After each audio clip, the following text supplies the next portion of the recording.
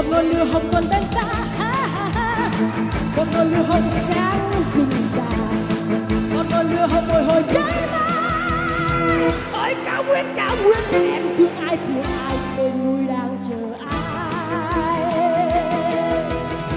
Một ngọn lửa hồng từ bao la, ngọn lửa tình đời với cội nguồn, ngọn lửa tình đời bồi hồi trái mai. Ôi cao nguyên những chiến sĩ cao nguyên bên anh lửa bằng bồn.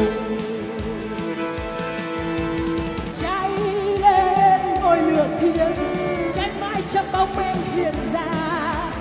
Giữa ngọn lửa em trao bầu diều, em trao lời nói mai nhé. Lời nói lửa cháy siêu đắng ngày nào, còn đàn chim chưa đâu bay qua dưới mặt trời. Còn dòng sông ai cũng lại trôi qua dưới bầu trời.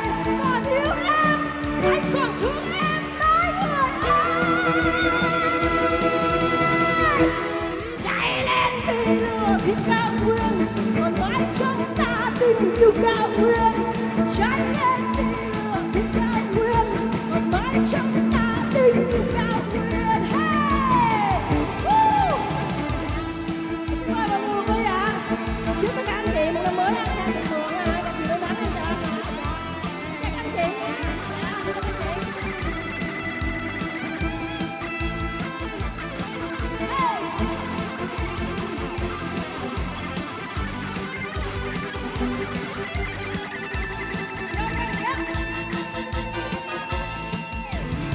Một ngọn lửa hồng còn bên ta, một ngọn lửa hồng sáng rừng già, một ngọn lửa hồng bồi hồi trái mai.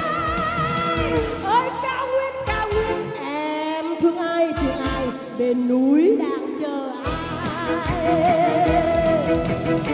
Một ngọn lửa hồng từ bao la, ngọn lửa tình đời với cội nguồn, ngọn lửa tình đời bồi hồi trái mai.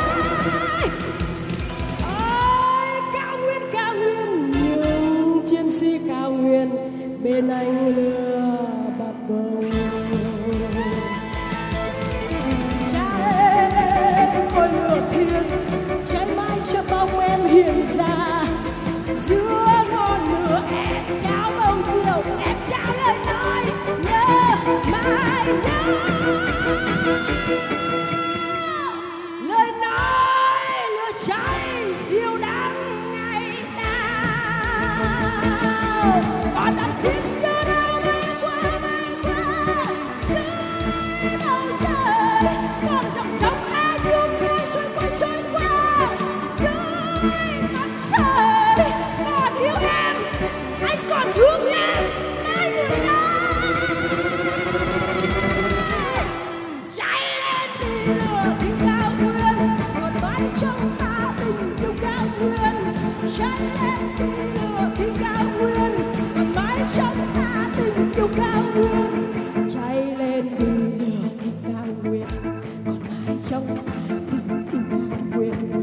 Cháy lên vì lửa thì cao nguyên, còn mãi trong ta tình yêu cao nguyên. Come on! Cháy lên vì lửa thì cao nguyên, còn mãi trong ta tình yêu cao nguyên.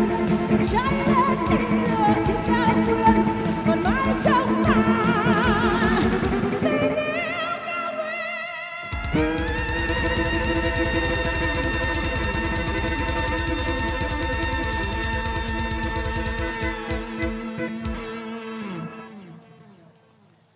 Em hát chắc hát bài thôi, chứ hát nữa chắc chết luôn á mọi người. Mình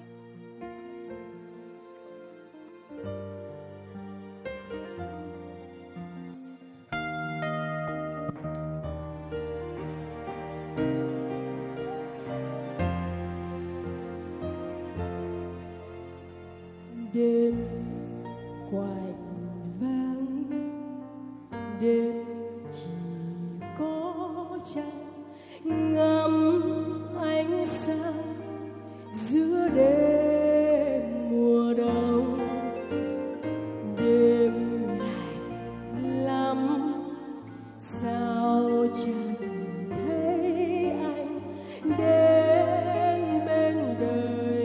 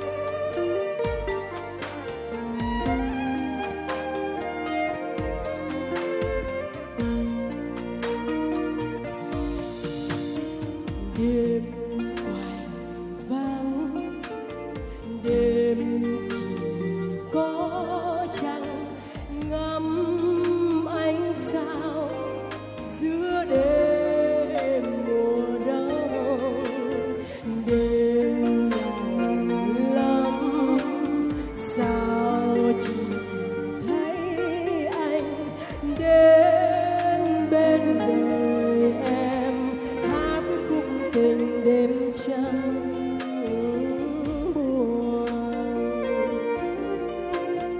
Thương anh em thầm nhớ anh, yêu anh mong anh về với em. Mong chờ anh về mang lại tình ấm môi hồng, trao nụ hát đau để tim em hát khúc nồng say. Mong chờ anh về mang lại tình yêu đầu, trao lời ước thề bên em chẳng kể xa.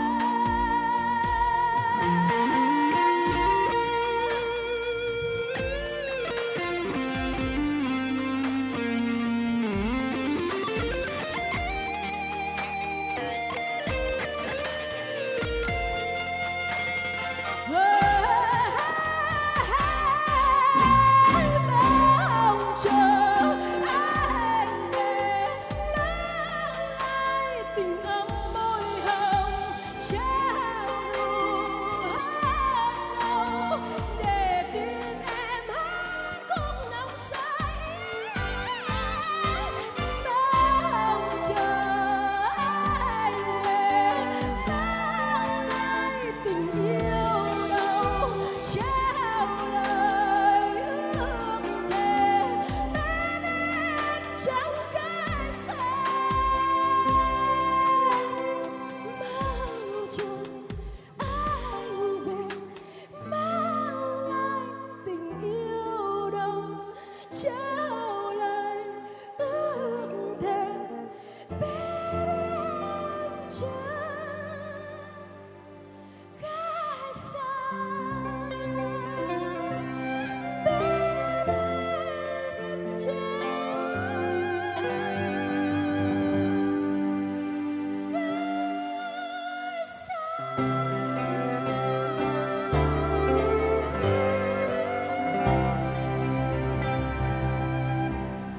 Xin cảm ơn.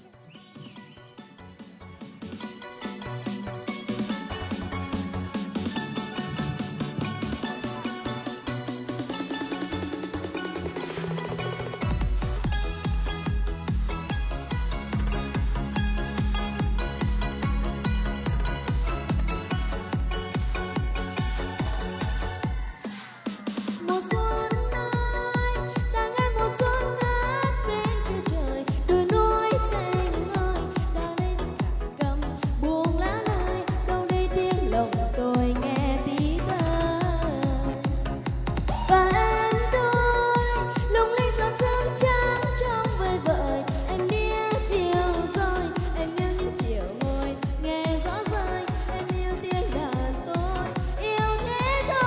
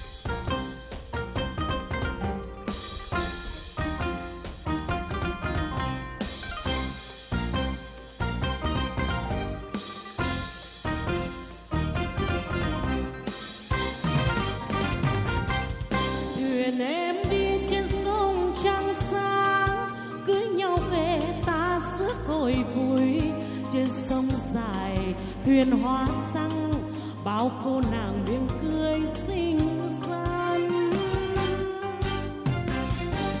Thuyền em trôi vào ánh sáng hồng tươi những đèn hoa với áo màu xanh ngát hồn ta. Thuyền em trôi vào đêm vui.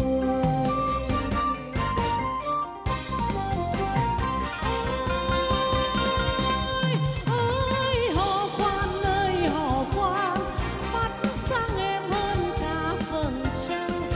Rồi mai đây ta trở về nguồn, chờ yêu thương về qua bên sông. Thuyền em trôi vào ánh sáng hồng tươi những đèn hoa với áo màu xanh ngát hồn ta.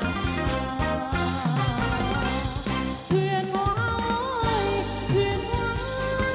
có em về cây trái nở hoa, có em về trăng sáng đời ta.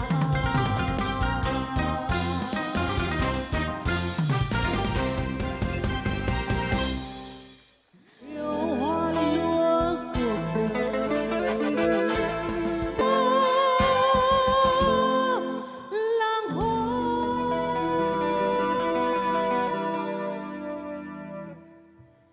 mùa xuân.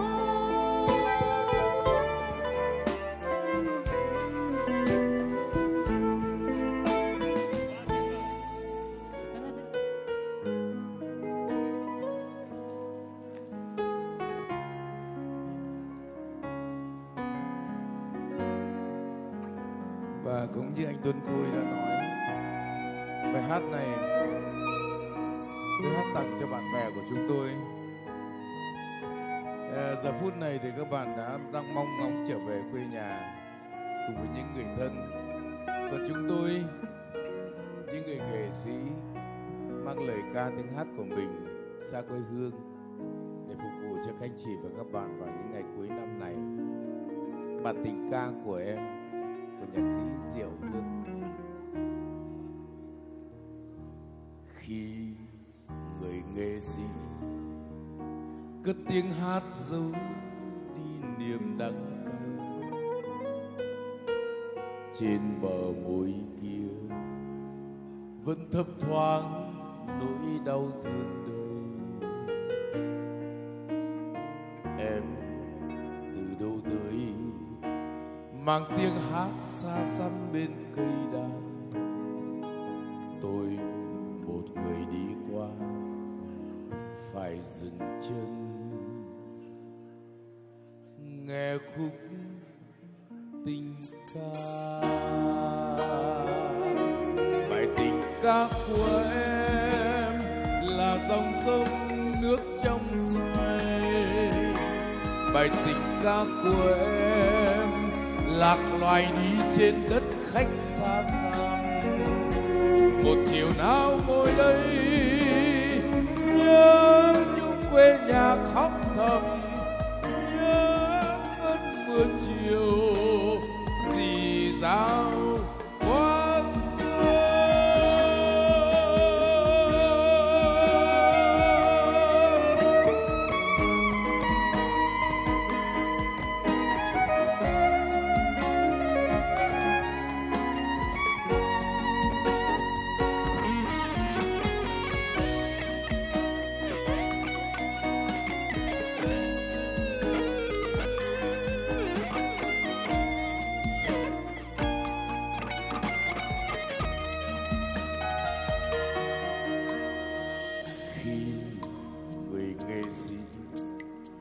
Tiếng hát giấu đi niềm đắng cay, trên bờ môi kia vẫn thấp thoáng nỗi đau thương người. Em từ đâu tới mang tiếng hát xa xăm bên cây đàn. Tôi một người đi qua phải dừng chân nghe khúc tình ca.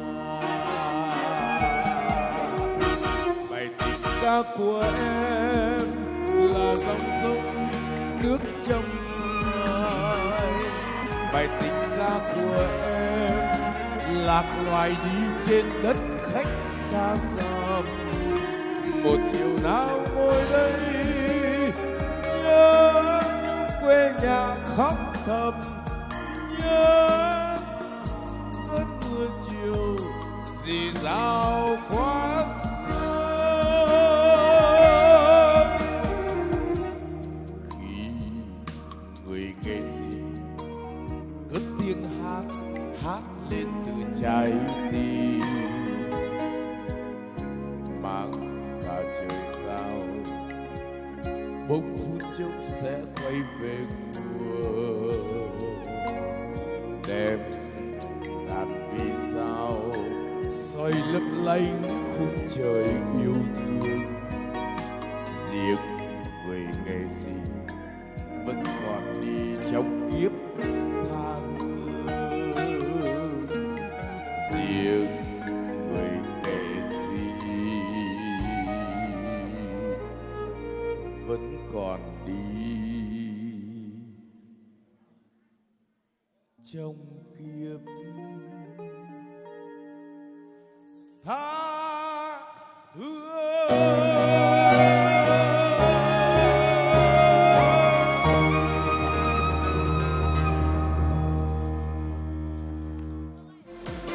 Xin chào quý vị. Mời mọi cùng sung và cùng quẩy với những bài nhạc remix sôi động sau đây ạ. Xin mời các anh chị cùng ca một skill vũ được không ạ? Xin mời mọi người.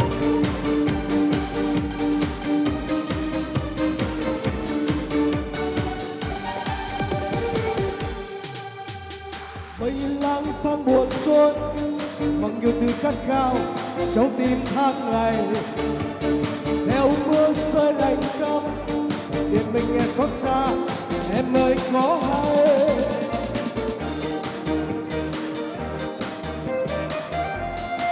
Hy vọng sẽ hết những nghi ngờ, tình yêu như không tha để tan nhanh mà trời bừng thì nắng tươi lung linh ngấm đầu. Khi cơn mưa vụt qua tình yêu đưa ta thắt cơn phong ba bão số. Xuân lắm những đêm dài mà trời đất chưa xa cho em yêu lòng.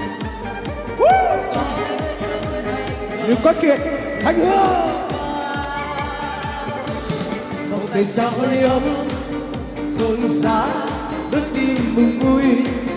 Cảm ơn cho ngày mới nắng say tình giấc ngập lối.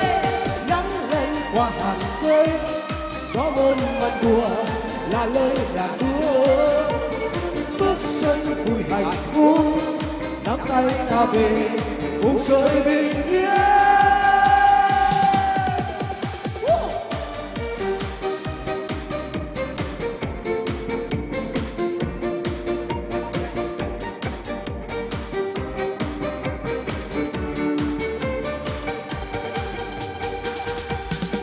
Mây lang thang buồn trôi bằng yêu thương khát khao trong tim tháng ngày. Theo mưa xưa lạnh căm thì mình nghe xót xa, em ơi có hay. Giữa bóng tối chập trùng tình anh như giấc mơ xanh bao đi vào. Dẫn lối bước em về dìu em qua đám bay. Gió bay lên tay nhanh trời thì nắng tươi lung linh ngấm đầu. Khi cơn mưa vụt qua tình yêu đưa ta thắt cơn phong ba bão số. Vẫn lắm những đêm dài mà trời đất chưa xa cho em yêu gần. Xa hết những nghi ngờ tình yêu như khúc ca. Một tình sao hơi ấm rộn rã đôi tim mừng vui. Gặp gỡ trong ngày mới nắng say tình giấc ngầm lối. Nắng lên qua hàng cây gió mơn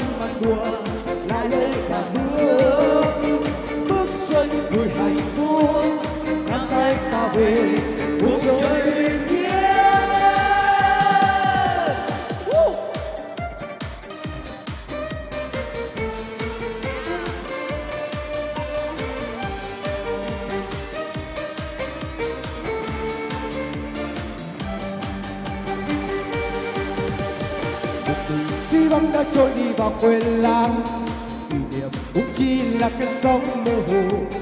Nếu chúng mình vui tiếc nuối ân tình, nhiều chi cho tâm hồn mình thêm vơi nát trong giấc mơ dài. Cả đời vẫn nhớ đến nhau cho dù nguy khó, vòng đẹp bơ ngơ siêu nhau lối đi về. Ngỡ đâu rằng sẽ giữ mãi trong lòng, câu yêu thương cuộc đời càng thêm lưu luyến một thố bên người. Bên nhau hướng đến chính mình từ đầu, vô chân thật yêu dấu những ước tình thơ lâu. Tay trong tay nhau hẹn ngày mai sẽ giữ mãi mãi ước mơ đầu.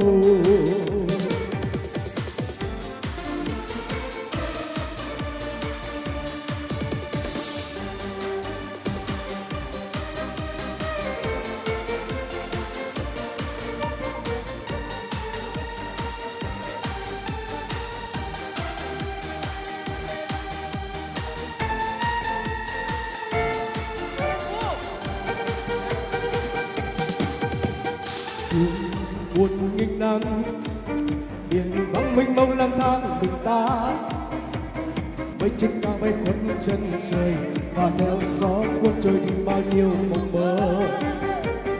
Ngày nào mình tình cờ quen nhau và đến bên nhau quên thời gian, quên đi bao âu lo buồn đau với kiếp sống lạc loài. Em như con thuyền kia mãi lên trôi theo sông nước ngoài khơi, trôi đi bao niềm đau đớn vây kín trong lòng. Em đã có những lúc nhận biết rằng dù đã xa đi phía xa tình em yêu anh từ ngày nhớ em trong trái tim anh luôn mong em mau về đây.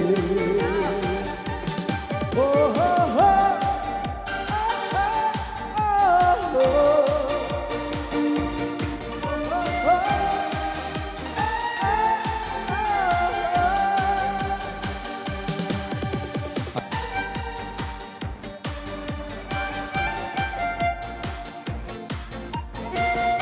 Cái tin mừng vui gặp gỡ cho ngày mới nắng say tình gió ngập lối, nắng lạnh hoa hạt cây gió mơn màn buồn là lời đã hứa. Bước chân vui hạnh phúc nắm tay ta về vùng trời lên yên.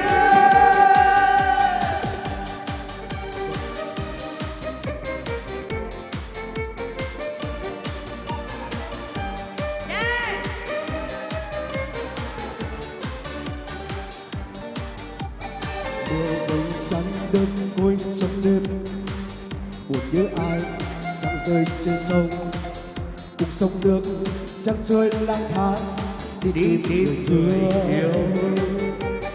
Mùa đông sắm em mới phương xa, nỗi nhớ mong anh đầy ngóng chờ em tới về những nơi nhớ cho trọn đời sao. Người ở đâu chẳng anh lén loi bớt quên mau yêu thương ngày nào, còn chẳng héo uống với tiếng thương gió tình người xa. Vì mình anh sẽ mong tới rồi anh chẳng non anh chia đôi rồi, buồn rơi mãi rồi có đớn đau vẫn đôi mình nghe. Ngồi đây vẫn chẳng tàn lén loi lòng anh nhớ em về cuối trời, dù rằng em giờ đến phôi pha vui tình xuyên mơ. Một mình anh ôm lòng đớn đau, trời em dưới anh sắp khuyên tàn, lòng anh mong rằng em không quên ở nơi vỡ xa em anh vẫn chưa.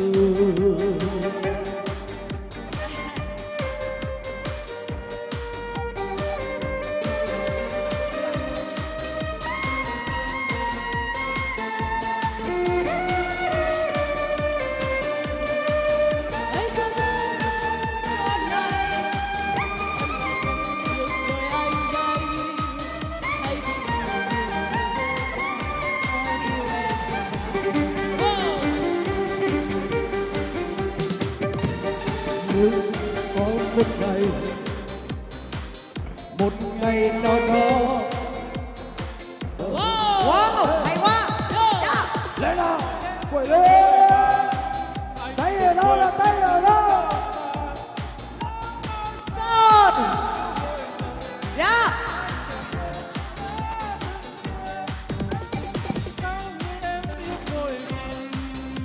Tình cần những thứ cao xa.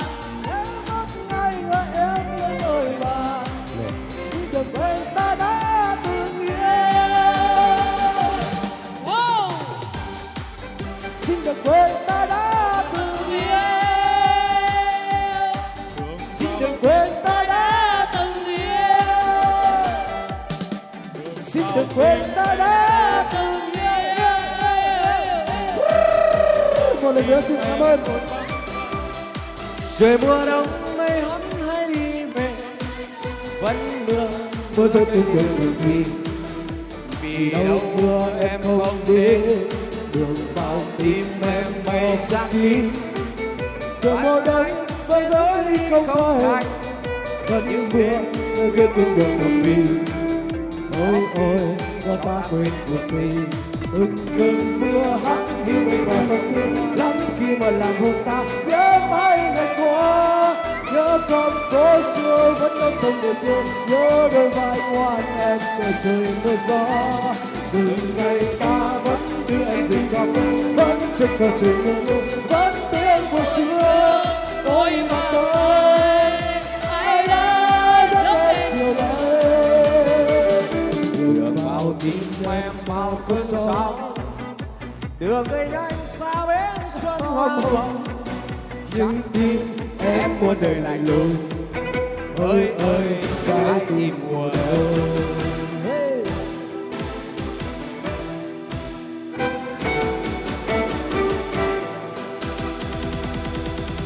Xin đừng quên ta đã từng yêu.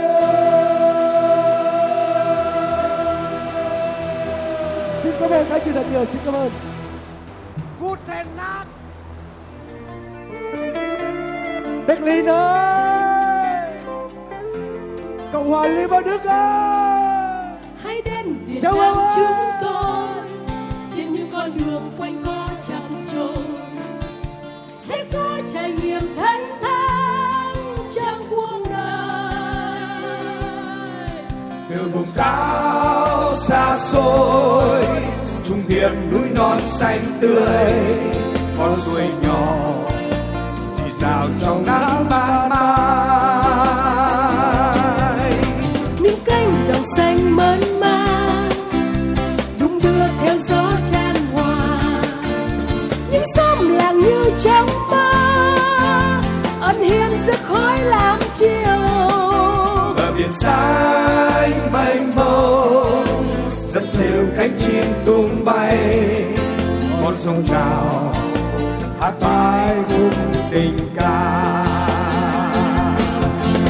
Về quê hương tôi núi non bao la trùng điệp, đồng xanh miền Nam bốn mùa hoa lá tốt tươi, dì dào âm vang cùng tiếng cao nguyên đại ngàn. Biển xanh mặn nồng nói lên tình người Việt Nam,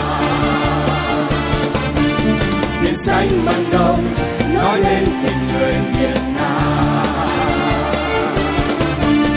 biển xanh mặn nồng nói lên tình người Việt Nam, biển xanh mặn nồng nói lên tình người Việt Nam, biển xanh mặn nồng nói lên tình người Việt Nam.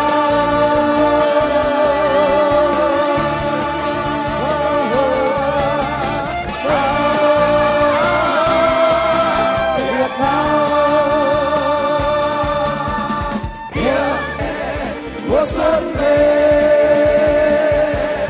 mùa xuân về, mùa xuân về.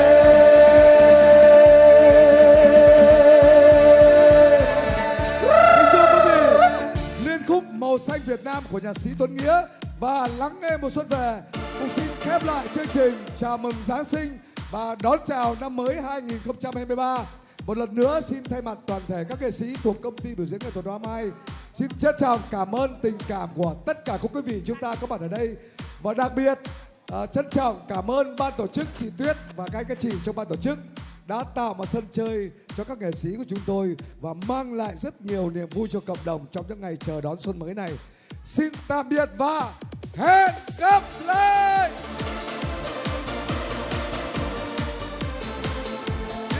Tiếng chim rộn áo xa vời, Xin đừng quên ta đã từng yêu. Nhớ quý vị ơi, xin đừng quên ta đã từng yêu. Xin đừng quên ta